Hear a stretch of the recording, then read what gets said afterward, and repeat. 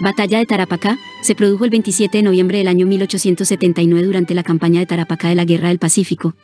Se produjo cuando columna de 2.300 soldados chilenos dirigidos por el general Luis Arteaga atacó temerariamente a un contingente peruano y boliviano de 4.500, el cual lo superaba en número a las tropas en Tarapacá comandadas por el general Juan Buendía, dando como resultado una derrota dura. La segunda línea del Regimiento de Chile fue la unidad más dañada, perdiendo casi la mitad de su fuerza, junto con su comandante el coronel Eleuterio Ramírez y su segundo al mando, el teniente coronel Bartolomé Vivar. Además, la unidad perdió su bandera, que fue recuperado 6 meses más tarde después de la batalla de Tacna.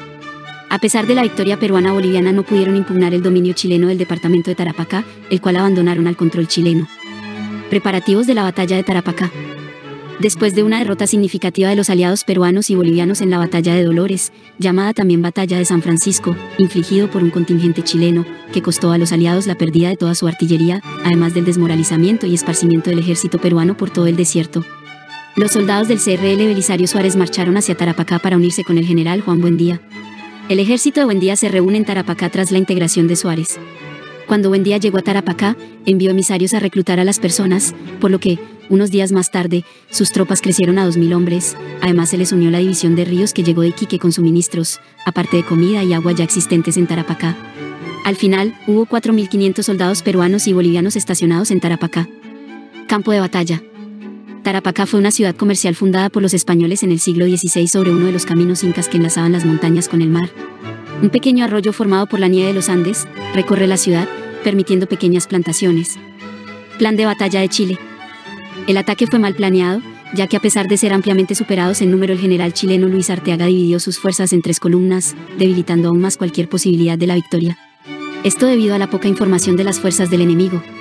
El coronel Ricardo Santa Cruz, con su regimiento de zapadores, una compañía de la 2 línea regimiento, y los cañones Krupp avanzarían sobre Quillahuasa para cortar la ruta de escape del general peruano Juan Buendía. El coronel Eleuterio Ramírez, con 7 compañías de su segunda línea de regimiento junto a la compañía de cazadores a caballo y la artillería entrarían a Tarapacá desde Guariciña, empujando a los peruanos desde el sur. Por último, el general Arteaga con el resto de sus fuerzas atacarían directamente el centro de las líneas peruanas a lo largo de Tarapacá. Plan de batalla de los aliados. Juan Buendía era muy consciente de la presencia chilena, notificada por los oficiales y futuros héroes de la Guerra del Pacífico, Andrés Avelino Cáceres y Francisco Bolagnesi, de que una columna avanzaba por la meseta y otra se movía hacia Tarapacá. Buendía ordenó a su vanguardia para volver desde Pachica, 12 kilómetros al norte de su posición, y concentrar su división en la ciudad, el establecimiento de tiradores en cada edificio para disparar desde una posición segura. También dispuso a su infantería de manera formaran un campo de fuego cruzado. Los hombres de artillería del CRL Castañón se situarían en la cuesta de la colina Bisagra, para defender la entrada de la ciudad, apoyada del batallón de Arequipa. Inicio de la batalla de Tarapacá. A las 3:30 am el coronel chileno Santa Cruz se apartó de Isluga, mientras que una densa niebla cubrió los alrededores. Ramírez y Arteaga comenzó su movimiento. Desorientados por la niebla. Cuando el amanecer mostraba que él estaba en la retaguardia del CRL Eleuterio Ramírez, resolvió avanzar en su objetivo. El CRL Santa Cruz envió a los granaderos chilenos a tomar Quillahuasa, pero fueron avistados por los puestos de peruanos avanzadas que la voz de alarma. El oficial peruano Suárez, dándose cuenta de que el ejército peruano podía ser vencido por los disparos de artillería chilena desde una tierra más alta, rápidamente mandó evacuar la ciudad, poniendo a los soldados en las colinas circundantes. Inmediatamente los oficiales Andrés Avelino Cáceres escaló la colina del norte y Francisco Bolagnesi hizo lo mismo en el extremo sur de Tarapacá. Ataque de la división de Cáceres. A las 10, la niebla desapareció y la división de Cáceres podría fácilmente subir la colina Bisagra, y la columna de ataque chilena de Santa Cruz se encontró aislada de Ramírez y Arteaga. La división de Cáceres estaba formada por el Cepita número 2, Regimiento 2 de Mayo, y más tarde reforzada por el batallón Ayacucho y los batallones de Lima del coronel Bedoya. Sus 1.500 hombres superaban en número a la fuerza chilena de 400 hombres del CRL Santa Cruz. Por lo tanto, después de 30 minutos casi un tercio de la columna de Chile estaba fuera de combate y había perdido su artillería, pero se las arreglaron para mantener la cohesión. En el borde de la aniquilación, Arteaga llegó en ayuda de Santa Cruz. Frente a una derrota, los oficiales chilenos prepararon la retirada. Ingreso de los granaderos chilenos y retirada de ambos ejércitos.